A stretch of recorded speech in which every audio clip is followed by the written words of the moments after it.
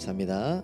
오늘은 우리 근석영제님도 얘기해 주신 것처럼 오늘부터 주일에는 사도행전을 보겠습니다. 사도행전 1장 1절부터 11절까지 내 증인이 될 것이다 라는 제목으로 말씀 보려고 합니다. 내 증인이 될 것이다. 사도행전 1장 1절부터 11절까지 한 절씩 교독하겠습니다. 길지 않죠? 여러분 새해 첫 주인데 되게 피곤해 보이십니다. 저도 피곤해 보이나요? 저 어때 보이나요? 괜찮아 보이나요? 아니면 피곤하다 말하기 미안하셔서 여러분 많이 피곤해 보이는데 선이는 조금 쌩쌩해 보이네. 좋겠다. 우리 옆 사람에게 한번 격려합시다. 하나님이 힘 주실 겁니다. 한 번 더 이렇게 고백합시다. 하나님이 힘 주셨습니다. 오랜만에 본 얼굴도 있어서 반갑네요. 현수 형제님. 자, 1절부터 11절까지 한 절씩 교독하겠습니다. 늘 아시죠? 여기서는 꼭 얘기하고 거기서는 별로 안 와닿고 집중해서 한번 읽어봅시다. 데오빌로님, 나는 첫 번째 책에서 예수께서 행하시고 가르치신 모든 일을 다루었습니다.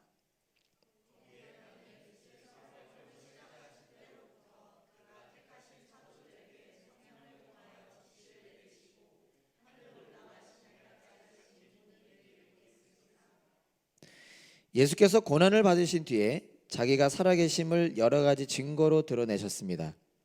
그는 40일 동안 그들에게 여러 차례 나타나시고 하나님 나라에 관한 일들을 말씀하셨습니다.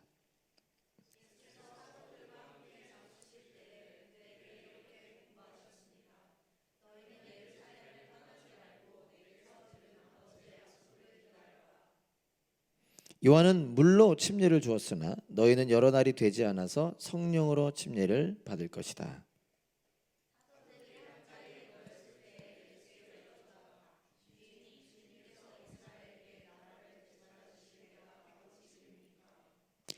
예수께서 그들에게 말씀하셨다. 때나 시기는 아버지께서 아버지의 고난으로 정하신 것이니 너희가 알 바가 아니다.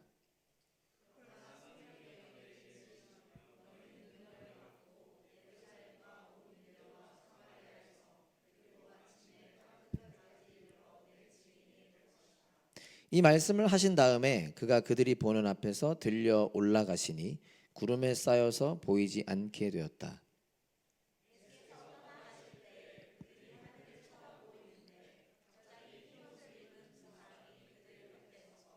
갈릴리 사람들아 어찌하여 하늘을 쳐다보면서 서 있느냐?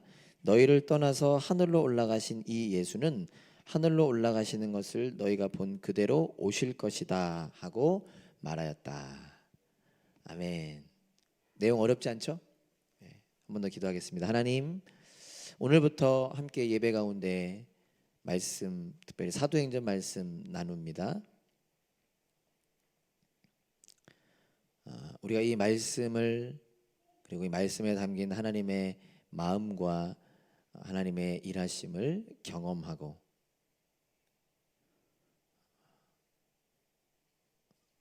(2024년을) 이 땅의 교회로 살아가는 삶 되게 하여 주세요. 감사합니다. 예수님의 이름으로 기도합니다. 아멘. 오늘부터 사도행전을 나눕니다. 사실 기억을 잘 하시는 분들은 저희가 지금 산상순 아직 서두밖에 못했는데, 그러니까 앞부분 서두가 아닌 서두, 이제 소금과 빛까지 했는데 그걸 쭉 해야 되는데 갑자기 사도행전으로 바뀐 거죠. 알고 계셨던 분? 아무도, 정말 아무도 몰랐어요? 그래서 이제 그거는 금요일 날 저희가 나눌 계획이고요. 오늘부터는 사도행전을 나누기로 했는데 그 이유는요, 올해 한국에서 로잔 대회라는 대회가 있습니다. 혹시 나는 로잔 대회라는 걸 들어는 봤다 한번 손 들어 주시겠어요? 이렇게라도. 못 봤어요. 들어는 봤다 이렇게라도 손 들어 주세요. 와, 한 명. 와, 뭐 그럴 수 있습니다. 그럴 수 있습니다. 자, 중요한 수도 있고요. 자, 로잔 대회는요, 세계적인 복음 전도자였던 빌리 그레함, 이분은 아세요? 그리고 존 스토트라는 분, 이 두 분이 주축이 돼서 1947년 스위스 로잔에서 진행된 대회가 시초가 된 대회입니다. 이제 일부는 촬영을 해서 좀 절제해야 되는데 혹시 PPT 준비됐을 수도 있는데요. 온 교회가 온전한 복음을 온 세상에 전하자. 기가 막힌 내용이죠. 온 교회가 온전한 복음을 온 세상에 전하자. 이게 이 운동의 내용입니다. 요걸 위해서 요 대회가 시작이 된 거예요. 이를 위해서 전 세계에 영향력 있는 사람들과 아이디어들을 연결하는 것을 핵심 사역 방향으로 삼고 있는 게 이 로잔 대회라는 대회입니다. 로잔에서 시작돼서 로잔 대회라고 해요. 2024년이 로잔 대회가 시작된 지 50주년이 되는 해인데, 감사하게도 그 50주년 로잔 대회가 한국에서 열립니다. 9월 달에 송도라는 곳에서 열립니다. 그래서 제 기억이 맞다면, 틀리면 나중에 수정해요. 로잔, 그리고 필리핀, 케이프타운, 이러면 순서가 좀 헷갈리긴 한데 그 다음이 이제 한국이죠. 세계에 있는 교회가 함께 하나님의 부르심을 헤아리며 하나님의 뜻은 무엇일까를 고민하며 하나님의 음성을 분별하고자 하는 가운데, 이번에 로잔 대회가 한국에서 열리잖아요. 여러 훌륭한 목사님들이 이렇게 준비를 해주시는데, 그 로잔 대회가 일주일 동안 있습니다. 여러 가지 순서가 있는데 그 중에 하나가 성경을 강해하는 시간이 있대요. 그리고 2024년에는 그 성경 강해의 내용이 사도행전입니다. 근데 준비하는 가운데 한국 교회의 모든 목회자들과 성도들이 참석하지는 못하잖아요. 이렇게 뽑힌 사람들만 참석을 할 수 있잖아요. 저 같은 경우도 가고 싶어도 못 가잖아요. 그러니까 그러한 아쉬움 가운데 한 목사님께서 이 로잔 대회 기간에 사도행전을 강해하는데, 2024년 1년 동안 한국에 있는 모든 교회가, 물론 모든 교회가 참석하지는 않겠지만 함께 사도행전으로 강해 설교를 하면 더 크고 놀라운 은혜를 받지 않겠는가라는 제안을 하셨습니다. 그래서 그 로잔 대회를 섬기는 목사님들을 중심으로 우리 함께 한국 교회가 사도행전을 강해해보자 라는, 이제 뭐라고 해야 될까요? 운동, 나눔을 하고 있는 거죠. 그리고 거기에 뭐 강제는 없잖아요. 손드는 교회들만 이 사도행전을 같이 강해하는 거죠. 저는, 그리고 우리는 비록 호주라는 나라, 멜번이라고 하는 도시에 살고 있어서 로잔 대회에 참석하고 싶어도 제가 너무 부족한 목사다 보니까 참석하고 싶어도 참석을 못합니다. 그러나 그 얘기를 딱 들었을 때 함께 하고 싶다라는 마음이 생기더라고요. 그래서 사도행전을 함께 나누면서 온 교회가 온전한 복음을 온 세상에 전하자라고 하는 내용에 함께 하고 싶다, 기도하고 싶고, 우리도 이 온 교회에 포함되는 담없는 교회 아닙니까?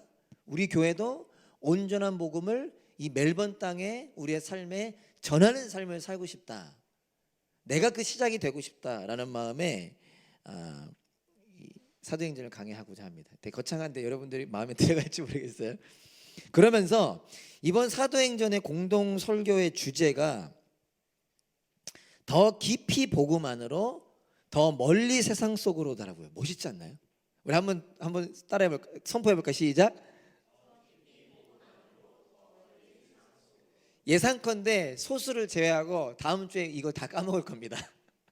그러나 그 느낌을 알겠죠. 더 깊이 복음 안으로 더 멀리 세상 속으로. 제가 참 도전되더라고요. 그렇지, 2024년도 허락하셨는데 내 삶이, 저는 어제도 실패했거든요. 오늘 아침에도 삐걱거렸지만 그럼에도 불구하고 예수님 내 안에 거하시잖아요. 그 은혜 안에 내가 거하는데 내가 더 깊이 복음 안으로 더 멀리 세상 속으로 가고 싶다. 그래서 우리 교회도 이 은혜를 사모하면 좋겠다라는 마음이 생겼습니다. 내가 더 복음 안에 들어가는 만큼 내가 더 사랑하는 가족에게 복음을 가지고 들어가고, 내가 직장 생활에 더 복음으로 들어가고, 내가 공부하는데 더 복음으로 들어가는 일들이 사모하면 좋겠다라는 마음이 들었습니다. 그래서 아직 Love and Power 산상순 말씀을 못 마쳤지만 제가 주일에는 사도행전을 나누기로 했어요. 그래서 1년치 본문이 다 나와 있어요. 그러니까 뭐 이건 따라가는 사람만 따라가는 건데 오늘부터 이 본문, 그래서 지금 한국은 몇 시인가요? 여기가 지금 11시 44분, 한국은 10시 42분. 이제 뭐 몇 교회가 하는지는 저는 근데 꽤 많은 교회가 참석을 하더라고요. 또 영향력 있는 교회들이 하다 보니까 지금 한국 땅에 있는 또 세계 곳곳에 있는 수많은 한인 교회들이 이 본문을 가지고 함께 말씀을 나누고 있습니다. 서로 내용은 다 다르겠지만 제각기 그러나 동일한 목적을 가지고 함께 말씀을 나눌 때 우리가 그 은혜를 좀 누리면 좋지 않겠나 하는 생각이 들었습니다.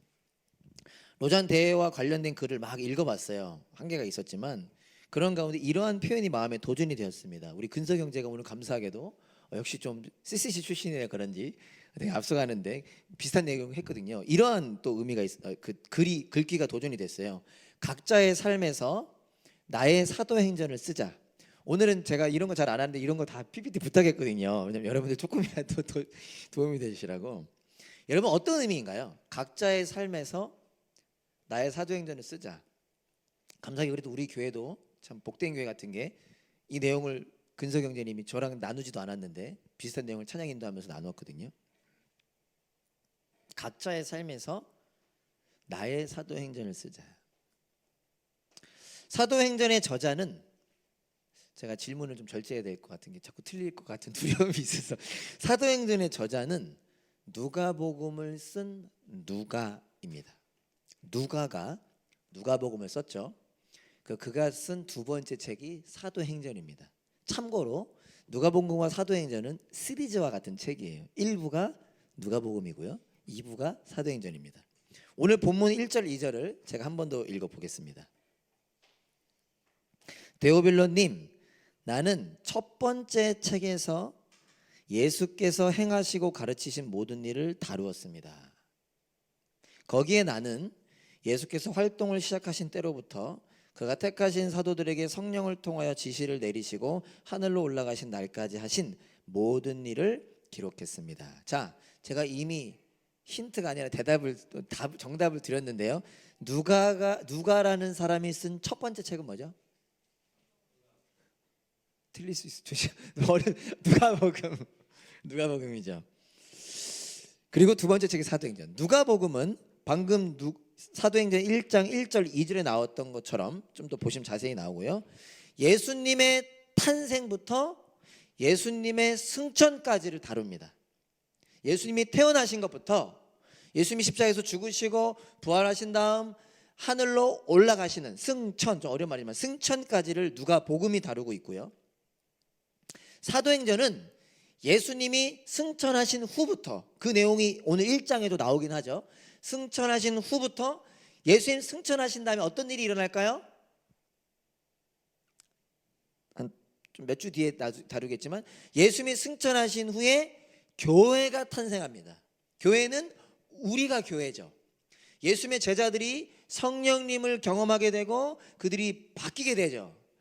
그들이 곧 교회가 되죠. 그렇게 교회의 탄생부터 교회 곧 예수님의 제자들을 통해 복음이 예루살렘부터 로마에까지, 로마는 뭘 뜻하기도 하죠? 세상을 뜻하기도 하죠. 로마까지 가는 것을 다루고 있습니다. 다시요. 복음이 제자들을 통해 로마로까지 전해지는 것을 다루고 있습니다. 그래서 사도행전이 영어로 뭔지 혹시 아시나요?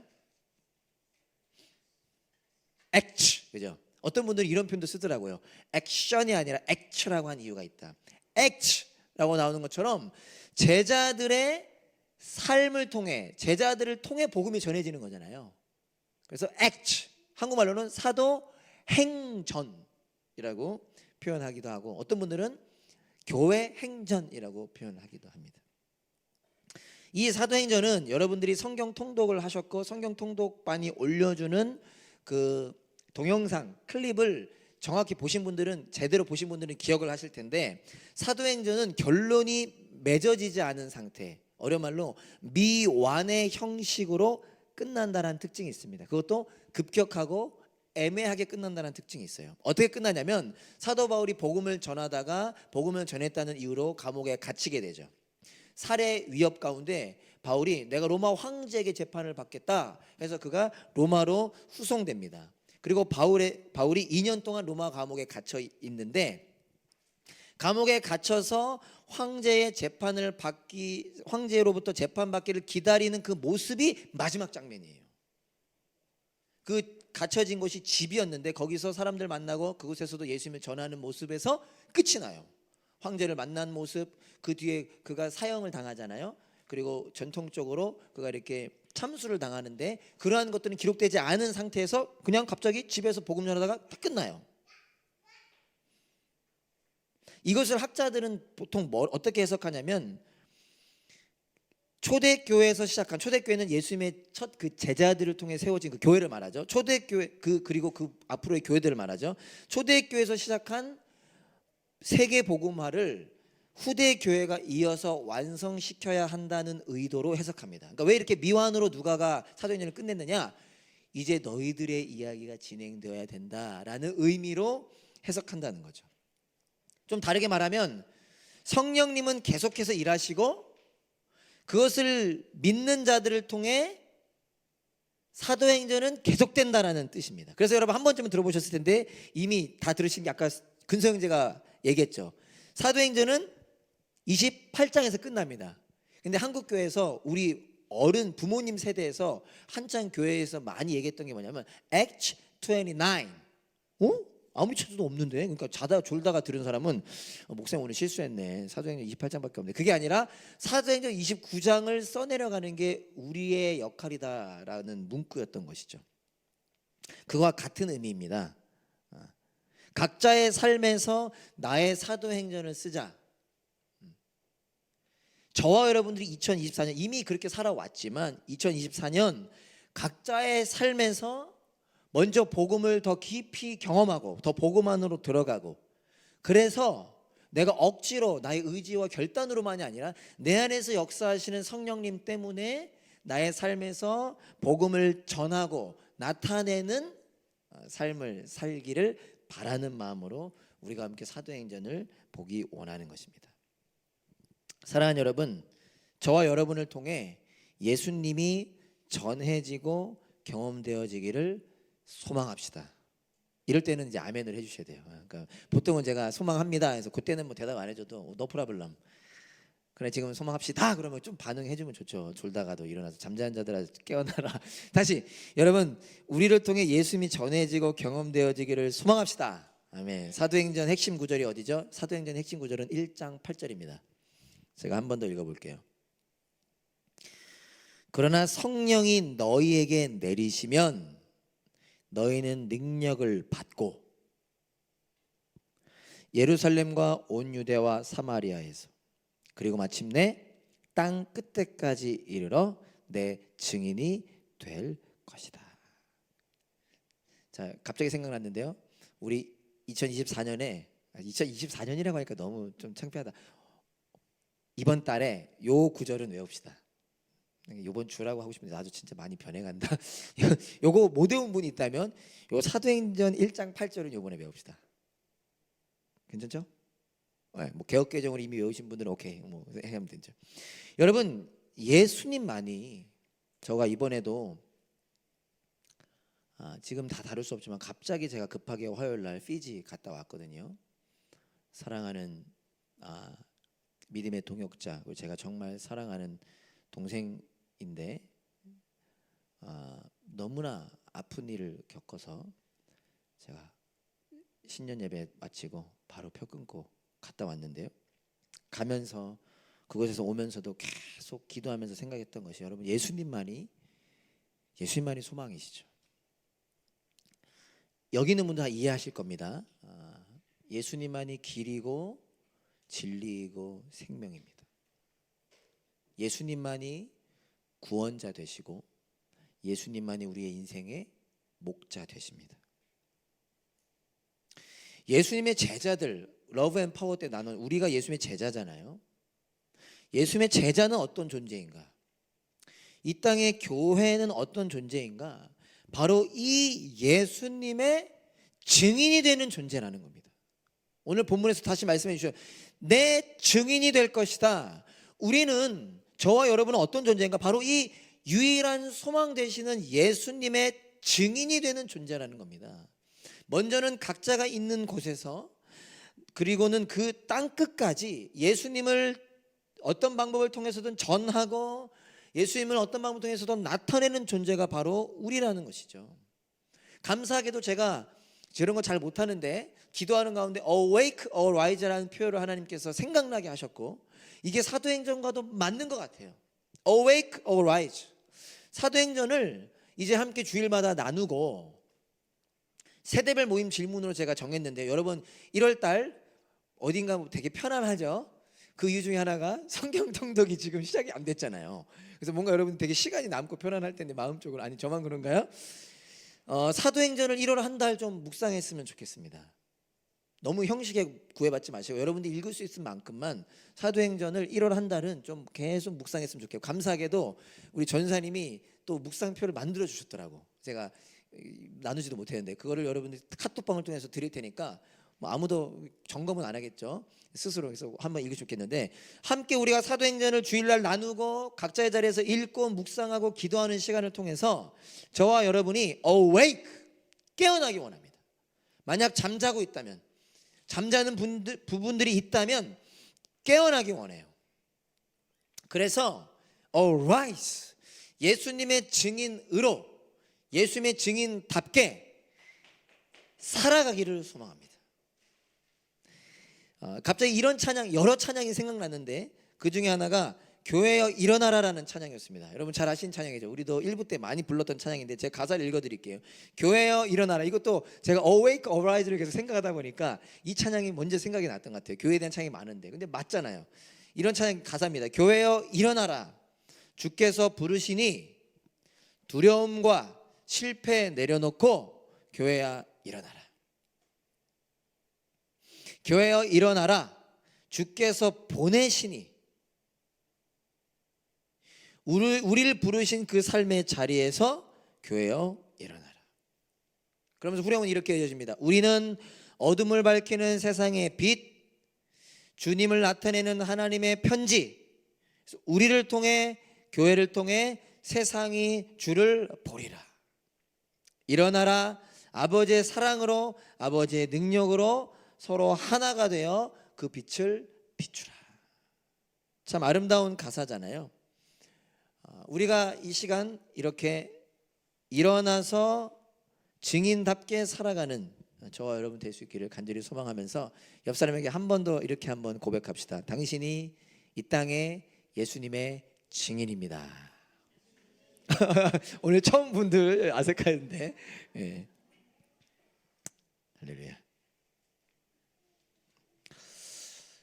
예수님의 증인으로 살아가기 위해서 우리가 기억해야 하는 한 가지 아주 중요한 것이 있습니다. 물론 여러분이 너무 잘 알고 계신 거지만 혹 누군가 한 사람이라도 잊어버렸을까 봐 한 번 더 기억하기 원하는데요. 그것이 무엇이냐? 하나님께서 그렇게 만들어 가신다는 것입니다. 하나님께서 우리를 증인되게 하시고 우리를 증인으로 살아가게 하신다는 것입니다. 여러분 3절을 다시 보면요, 예수께서 고난을 받으신 뒤에 자기가 살아계심을 여러 가지 증거로 드러내셨습니다. 그는 40일 동안 그들에게 여러 차례 나타나시고 하나님 나라에 관한 일들을 말씀하셨습니다. 십자가에서 죽으시고 3일 만에 부활하신 예수님은 바로 하나님 우편으로 올라가지 않고 40일 동안 제자들과 함께 하셨습니다. 목적이 있었던 거죠. 근데 그 중요한 이유 중에 하나는 무엇이냐? 오늘 3절에 나왔던 것처럼 제자들에게 하나님 나라에 관한 일들을 알려주기 위함이었습니다. 제자들이 하나님 나라에 관한 일을 듣길 원하셨던 거죠. 이 하나님 나라에 관한 일에는 여러 가지가 포함되겠지만 그 가운데 하나가 무엇이냐면 하나님의 약속입니다. 4절 5절을 제가 한번 읽어볼게요. 예수께서 사도들과 함께 잡수실 때에 그들에게 이렇게 분부하셨습니다. 너희는 예루살렘을 떠나지 말고 내게서 들은 아버지의 약속을 기다려라. 예수님께서 40일 동안 계시면서 제자들에게 하나님 나라에 관한 일을 말씀해 주셨다고 얘기하면서 누가는 바로 이어서 뭐라고 하죠? 예수님께서 아버지의 약속을 기다려라고 말씀하셨습니다. 그러면서 5절은 이렇게 이어지죠. 요한은 물로 침례를 주었으나 너희는 여러 날이 되지 않아서 성령으로 침례를 받을 것이다. 하나님은 약속하셨고요. 그 하나님의 약속은 제자들이 성령을 받게 될 것이라는 것이었습니다. 그리고 아까 읽었던 1장 8절, 그 성령을 통해 능력을 받고 증인이 될 것이라는 것이었습니다. 자, 다시 제가 정리를 해드리면, PPT가 준비된 걸로 아는데 한번 보시면요, 이걸 정리하면 이렇습니다. 예수님의 말씀을 정리하면 이렇습니다. 오늘 본문의 핵심은 이렇습니다. 하나님의 약속을 기다려라. 너희가 성령을 받을 것이다. 성령님께서 너에게 능력을 주실 것이다. 예수님 말씀 정리 이렇게 됩니다. 자, 이거 계속 띄워주시고요. 자, 그런데 여러분, 어떤 분들에게는 뭐 그게 그거지 싶겠지만, 예수님의 이 말씀은 곧 어떤 말씀인가? 하나님의 약속을 기다려라. 이건 뭐죠? 하나님께서 약속하셨다는 것입니다. 너희가 성령을 받을 것이다. 무슨 말씀이죠? 성령을 주신다는 거예요. 그리고 우리는 이미 이게 이루어진지를 알고 사는 사람들이잖아요. 근데 그 당시 제자들의 시각에서 봤을 때 하나님 약속을 기다려라. 기다리는 게 얼마나 힘들었을까요? 그런데 하나님은 약속하셨다라는 거예요. 성령을 받을 것이다. 언제 오실까? 언제 그게 될까? 성령을 주셨다라는 거. 무슨 의미냐? 이 일은 반드시 이루어지는 일이라는 것입니다. 반드시 이루어지는 일이라는 거예요. 히브리서 6장 17절 18절에 이런 말씀이 있습니다. 좀 어려울 수도 있는 말인데 세 번역은 좀 쉽게 됐더라고요. 제가 한번 읽어보겠습니다. 그래서 하나님께서는, 한번 집중해서 보세요.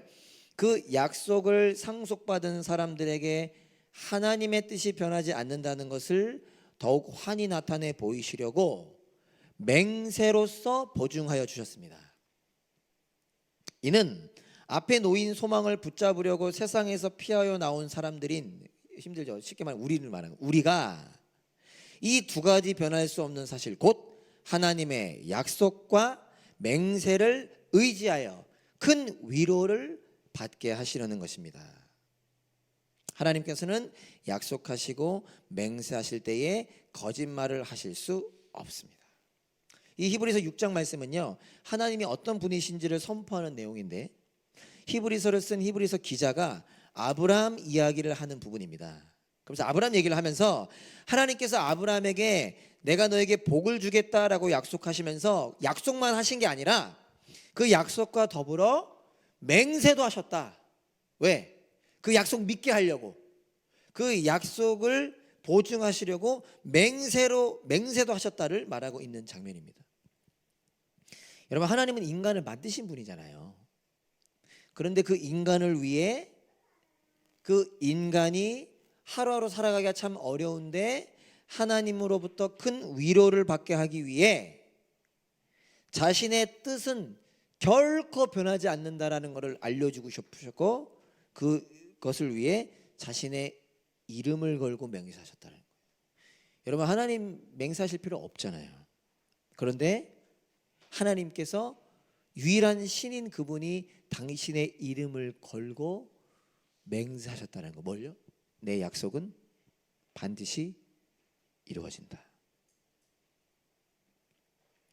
놀라운 것은 이 일이 저와 여러분에게도 이루어지고 있다는 사실을 오늘 기억하기 원하는 것입니다.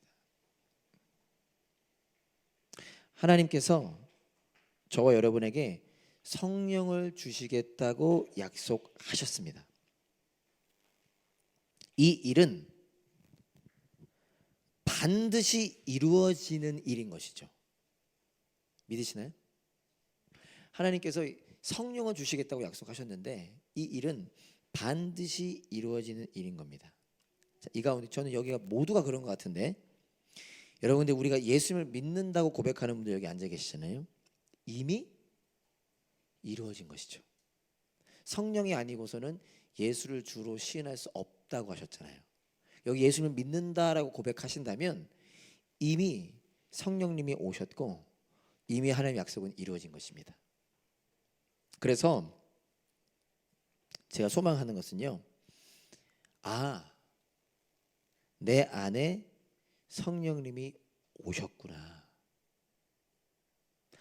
내 안에 성령님이 계시는구나. 2024년 내 안에서 역사하시겠구나를 기억하는 2024년이 되기 원합니다. 제일 좋은 건 오늘. 선 믿으시나요? 믿는 사람의 얼굴이 더 힘이 이렇게 눈에 믿으시나요? 내 안에 성령님 계시는구나. 저도요. 저는 부족한 목사라 다른 목사님들은 안 그래요. 저는 하루를 후회로 마감합니다. 후회와 반성으로. 그러나 그것으로 끝나진 않아요. 아침을 다시 결단으로 시작하거든요. 연약하고 부족해도 하나님, 내 안에 성령님 계시는구나. 그거는 변하지 않는 진리라는 것입니다. 그래서 그것을 기억함으로 내 안에서 역사하시겠구나. 아직 이 가운데 혹 예수님을 믿지 않는 분들이 계신다면 그런 분들께는 이렇게 부탁드리고 싶습니다. 내 안에도 성령님이 오실 수 있구나. 하나님께서 나에게도 성령님을 보내주시는구나. 성령님 내 안에서 역사하시기를 원합니다를 갈망하는 오늘, 그리고 한 해가 되기를 소망하는 것입니다. 사도행전 1장 8절에 따르면 성령님은 우리에게 능력을 주십니다. 개역개정에서는 권능이라고 얘기하죠. 여기에서의 능력 잘 아시겠지만, 물론 그런 부분도 포함될지 모르지만 힘을 갖고 기적을 행하고 뭔가 갑자기 대단해지는 것을 의미하지 않습니다. 여기서의 성령의 능력, 성령 충만은 사실 우리가 이미 잘 알고 있는 겁니다. 그게 뭐냐? 예수님을 믿게 되고, 예수님을 사랑하게 되고, 예수님을 의지하게 되고, 예수님께 순종하게 되는 게 성령님이 주시는 능력을 소유하게 되는 것입니다. 뭐라고요? 예수님을 믿게 되고, 사랑하게 되고, 의지하게 되고, 순종하게 되는 거예요. 이게 제일 중요한 핵심인데, 이걸 모르고 사람들이 자꾸 다른 데 관심 가지니까 이 교회가 정신 못 차리는 거죠. 그래서 연약하고 부족하지만 예수님의 증인 되어 살아가는 것. 그래서 힘들고 어려운 하루이지만 예수님의 소금과 빛 되어 살아가는 것. 그것이 성령님이 안에 계신 자의 능력의 삶인 것입니다. 우리 모두가 그 은혜를 사모하고 누리기를 간절히 소망합니다. 우리 함께 찬양하고 기도합시다.